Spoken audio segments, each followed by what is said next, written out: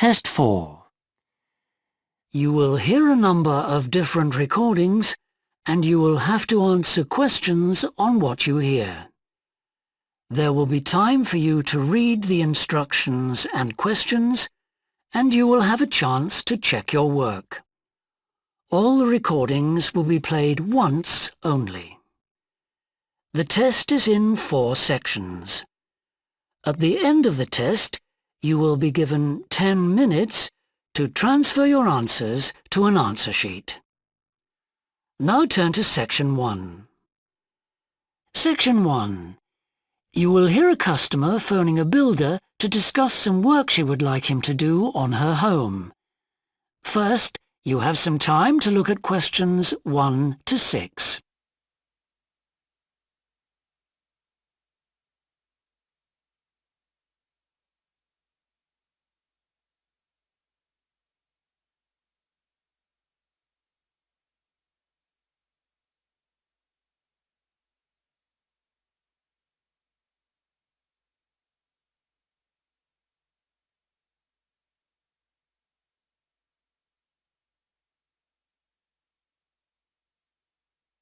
You will see that there is an example that has been done for you. On this occasion only, the conversation relating to this will be played first. Thorndike's? Good morning. Is that Mr. Thorndike? Speaking. How can I help? I've got quite a few things which need painting and fixing in the flat, and I wonder whether you'd be able to do the work. I'm sure I'd be able to help, but let me take down a few details. Yes, of course. Well, firstly, how did you hear about us? It was my friend May Hampton.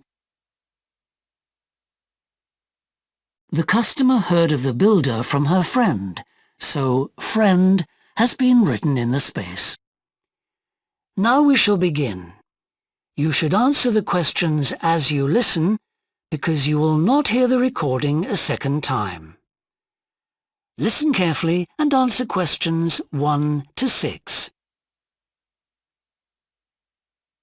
Thorndike's? Good morning. Is that Mr. Thorndike? Speaking. How can I help? I've got quite a few things which need painting and fixing in the flat, and I wonder whether you'd be able to do the work. I'm sure I'd be able to help, but let me take down a few details. Yes, of course. Well, firstly, how did you hear about us? It was my friend May Hampton. You did some excellent work for her a couple of years ago. Do you remember? Oh, yes. That was in West Park Flats. Lovely lady. Yes, she is. And what's your name, please? It's Edith Pargeter. Edith. Can you spell your surname, please? It's Pargeter. Double T, right. And do you live in West Park Flats as well? No, actually, it's East Park, flat 4. Oh, right. That's over the road, I seem to remember. Quite difficult to get to. Yes, it's at the back of the library. Right, I know. And what's your phone number? 875-934, but I'm out a great deal in the afternoons and evenings. So would the best time to ring you be in the morning? Yes. Fine, I've made a note of that. Can I just ask, I'll be in a van and I know parking's rather difficult around your flat. Where would you recommend? Well, I always tell people in larger vehicles to park by the post box on the other side of the road from the entrance. Good, thanks. And will you be able to give me a full itemised quote? Oh, yes, I'll list all the jobs separately with individual prices. That'd be a great help. No problem. Before you hear the rest of the conversation, you have some time to look at questions 7 to 10.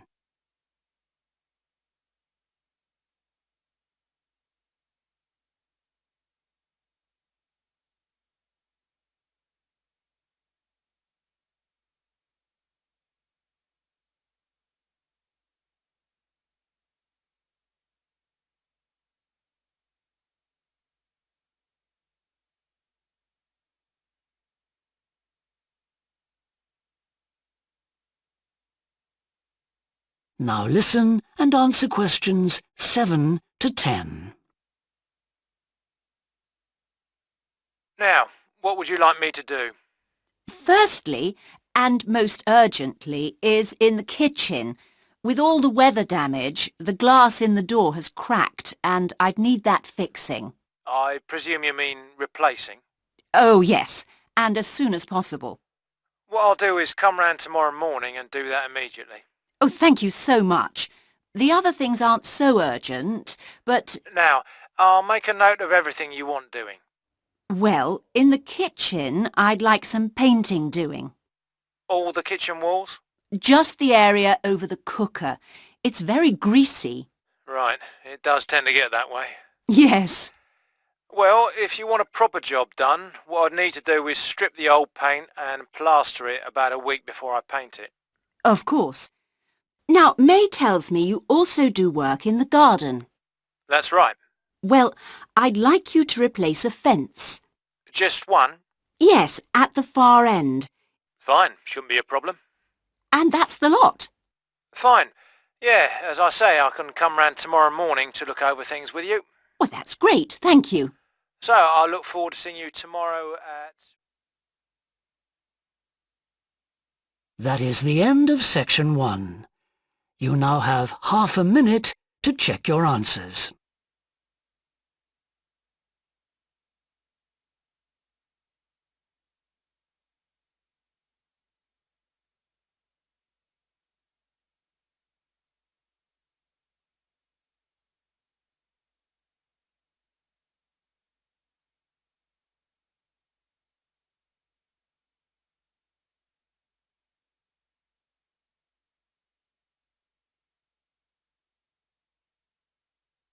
Now turn to section 2.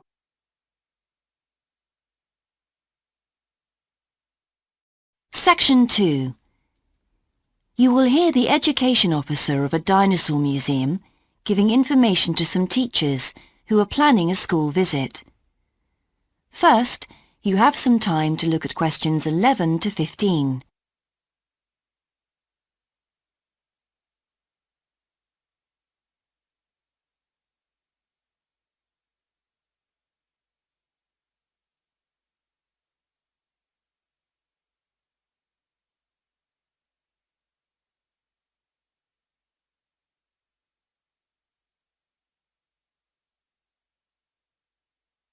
Now listen carefully and answer questions 11 to 15.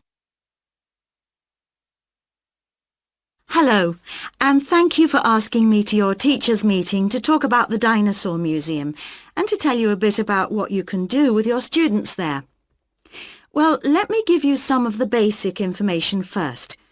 In regard to opening hours, we're open every day of the week from 9 a.m. to 8 p.m. except on Mondays, when we close at 1:30 p.m. And in fact, the only day in the year when we're closed is on the 25th of December.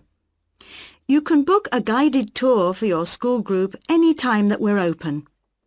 If you bring a school group to the museum, when you arrive, we ask you to remain with your group in the car park.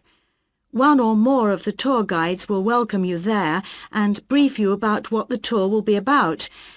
We do this there because our entrance is quite small and we really haven't got much room for briefing groups in the exhibition area.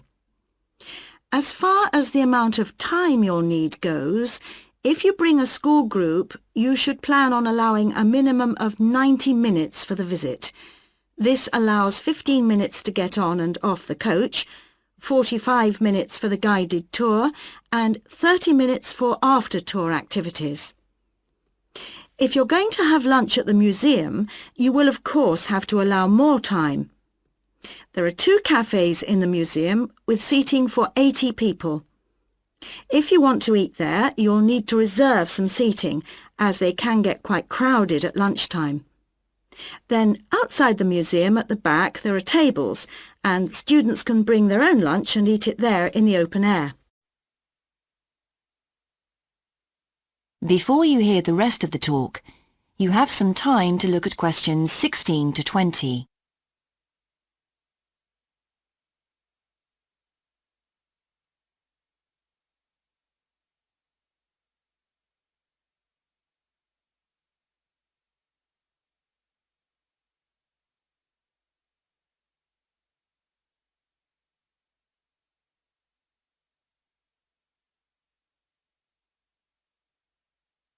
Now listen and answer questions 16 to 20. When the students come into the museum foyer, we ask them to check in their backpacks with their books, lunchboxes, etc. at the cloakroom before they enter the museum proper. I'm afraid in the past we have had a few things gone missing after school visits, so this is a strict rule. Also, some of the exhibits are fragile and we don't want them to be accidentally knocked. But we do provide school students with handouts with questions and quizzes on them. There's so much that students can learn in the museum, and it's fun for them to have something to do. Of course, they'll need to bring something to write with for these. We do allow students to take photographs. For students who are doing projects, it's useful to make some kind of visual record of what they see that they can add to their reports. And finally, they should not bring anything to eat into the museum, or drinks of any kind. There are also a few things that students can do after the tour.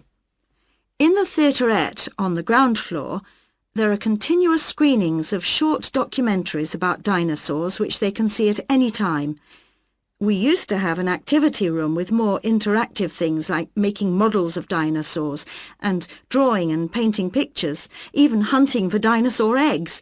But unfortunately the room was damaged in a bad storm recently when water came in the roof, so that's closed at the moment. But we do have an IT centre where students have access to CD-ROMs with a range of dinosaur games. These games are a lot of fun, but they also teach the students about the lives of dinosaurs, how they found food, protected their habitat, survived threats, that kind of thing. And I think that's all I have to tell you. Please feel free to ask any questions if you would like to know anything else about. That is the end of section 2. You now have half a minute to check your answers.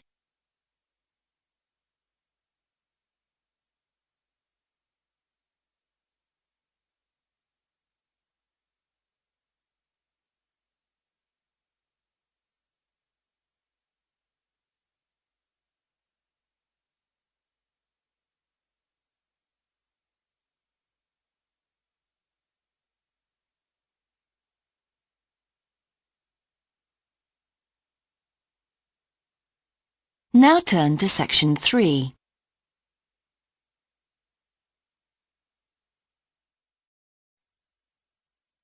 Section 3.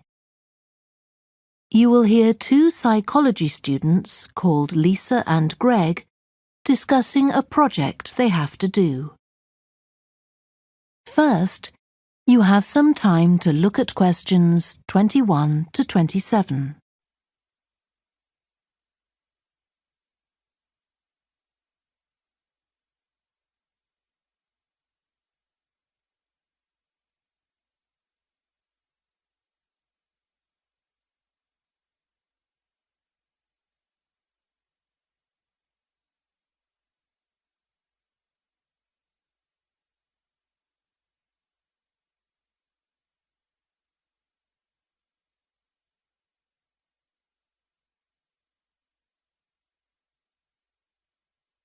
Now listen carefully and answer questions 21 to 27. OK, Greg, so I finally managed to read the article you mentioned, the one about the study on gender in physics. About the study of college students done by Akira Miyake and his team. Yeah, I was interested that the researchers were actually a mix of psychologists and physicists. That's an unusual combination. Yeah, I got a little confused at first about which students the study was based on. They weren't actually majoring in physics, they were majoring in what's known as the STEM disciplines. That's science, technology, engineering and math. Yes, but they were all doing physics courses as part of their studies. That's correct. So, as I understood it, Miyake and co. started from the fact that women are underrepresented in introductory physics courses at college, and also that, on average, the women who do enrol on these courses perform more poorly than the men. No one really knows why this is the case. Yeah, but what the researchers wanted to find out was basically what they could do about the relatively low level of the women's results.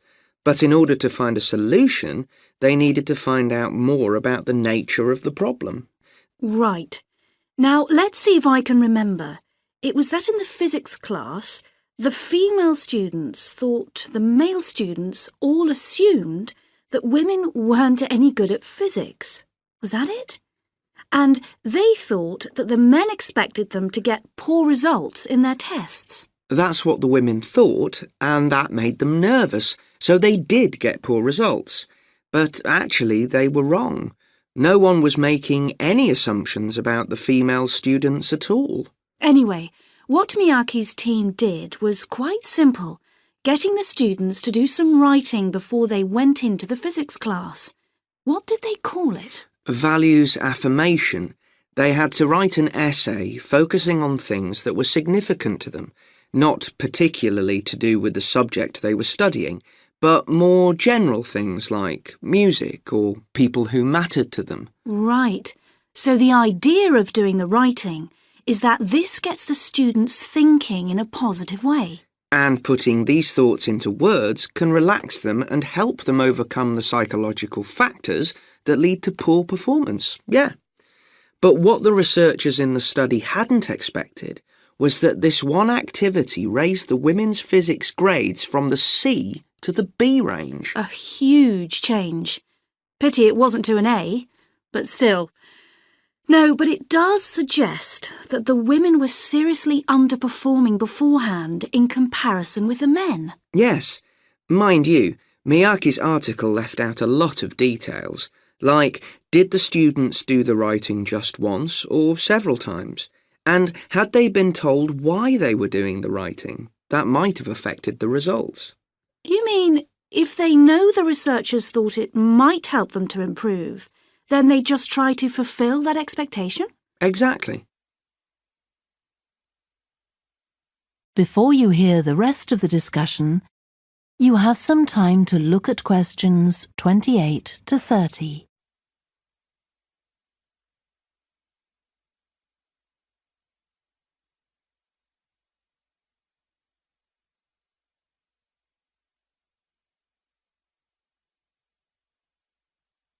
Now listen and answer questions 28 to 30. So anyway, I thought for our project we could do a similar study, but investigate whether it really was the writing activity that had that result. OK, so we could ask them to do a writing task about something completely different, something more factual, like a general knowledge topic. Maybe. Or we could have half the students doing a writing task and half doing something else, like an oral task. Or even half do the same writing task as in the original research and half do a factual writing task. Then we'd see if it really is the topic that made the difference or something else. That's it. Good. So, at our meeting with the supervisor on Monday, we can tell him we've decided on our project. We should have our aims ready by then. I suppose we need to read the original study. The article's just a summary. And there was another article I read by Smolinski. It was about her research on how women and men perform in mixed teams in class, compared with single-sex teams and on their own. Let me guess. The women were better at teamwork. That's what I expected. But actually, the men and the women got the same results, whether they were working in teams or on their own. But I guess it's not that relevant to us. What worries me, anyway, is how we're going to get everything done in the time. We'll be okay now we know what we're doing. Though I'm not clear how we assess whether the students in our experiment actually make any progress or not. No, we may need some advice on that. The main thing's to make sure we have the right size sample, not too big or too small. That shouldn't be difficult. Right, What do we need to do next? We could have a look at the timetable for the science classes, or perhaps we should just make an appointment to see one of the science professors. That'd be better. Great. And we could even get to observe one of the classes. What for? Well, OK, maybe let's just go with your idea. Right, well, I think that's everything for now. That is the end of section 3. You now have half a minute to check your answers.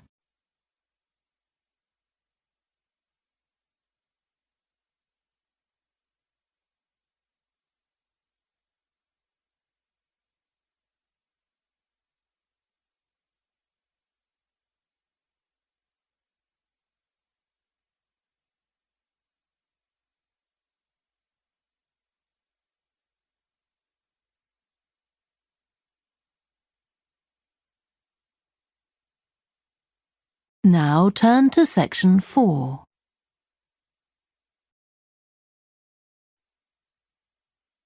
Section 4.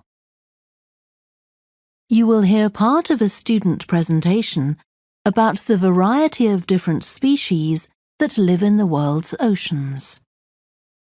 First, you have some time to look at questions 31 to 40.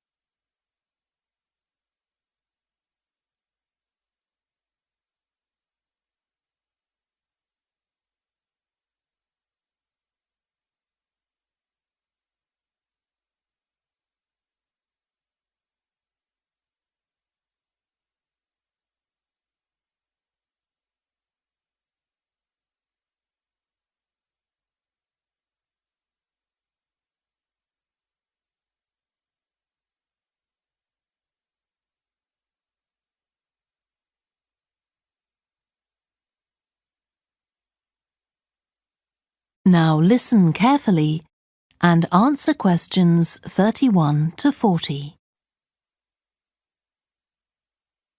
I've been looking at ocean biodiversity. That's the diversity of species that live in the world's oceans. About 20 years ago, biologists developed the idea of what they called biodiversity hotspots. These are the areas which have the greatest mixture of species. So, one example is Madagascar. These hotspots are significant because they allow us to locate key areas for focusing efforts at conservation.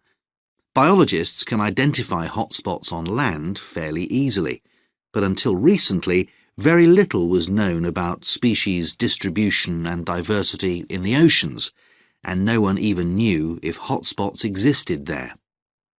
Then a Canadian biologist called Boris Worm did some research in 2005 on data on ocean species that he got from the fishing industry. Worm located 5 hotspots for large ocean predators, like sharks, and looked at what they had in common. The main thing he'd expected to find was that they had very high concentrations of food, but to his surprise, that was only true for 4 of the hotspots. The remaining hotspot was quite badly off in that regard. But what he did find was that in all cases, the water at the surface of the ocean had relatively high temperatures, even when it was cool at greater depths. So, this seemed to be a factor in supporting a diverse range of these large predators. However, this wasn't enough on its own, because he also found that the water needed to have enough oxygen in it. So these 2 factors seemed necessary to support the high metabolic rate of these large fish. A couple of years later, in 2007, a researcher called Lisa Balance, who was working in California, also started looking for ocean hotspots, but not for fish. What she was interested in was marine mammals, things like seals.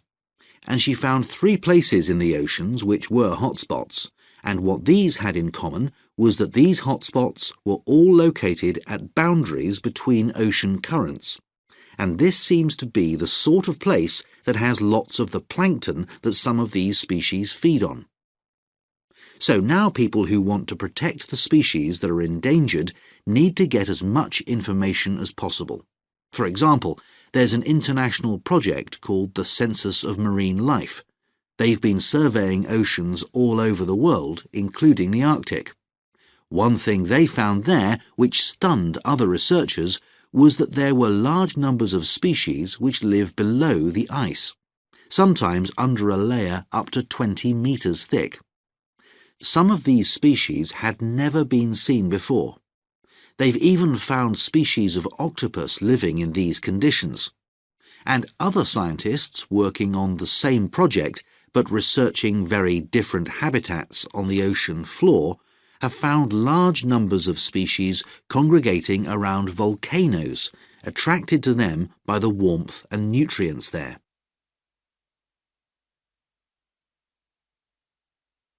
However, biologists still don't know how serious the threat to their survival is for each individual species.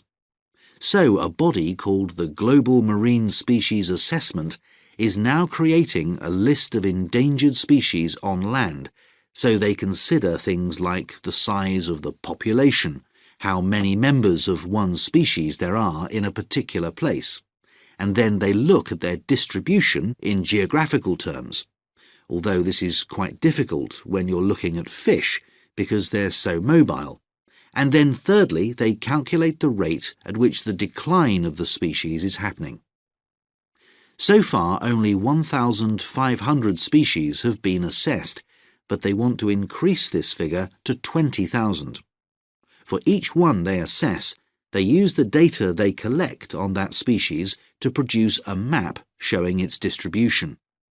Ultimately, they will be able to use these to figure out not only where most species are located, but also where they are most threatened. So, finally, what can be done to retain the diversity of species in the world's oceans? Firstly, we need to set up more reserves in our oceans, places where marine species are protected. We have some, but not enough. In addition, to preserve species such as leatherback turtles, which live out in the high seas but have their nesting sites on the American coast, we need to create corridors for migration, so they can get from one area to another safely. As well as this, action needs to be taken to lower the levels of fishing quotas to prevent overfishing of endangered species. And finally, there's the problem of bycatch. This refers to the catching of unwanted fish by fishing boats. They're returned to the sea, but they're often dead or dying. If these commercial fishing boats used equipment which was more selective so that only the fish wanted for consumption were caught, this problem could be overcome. OK, so does anyone have any questions about... That is the end of section 4. You now have half a minute to check your answers.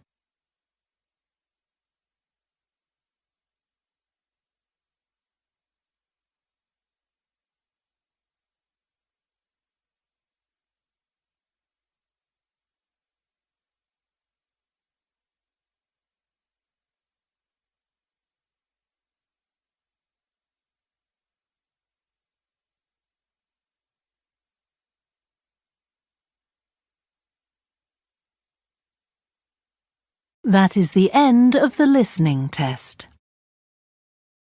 You now have 10 minutes to transfer your answers to the answer sheet. Please stop writing and wait for your question booklet to be collected.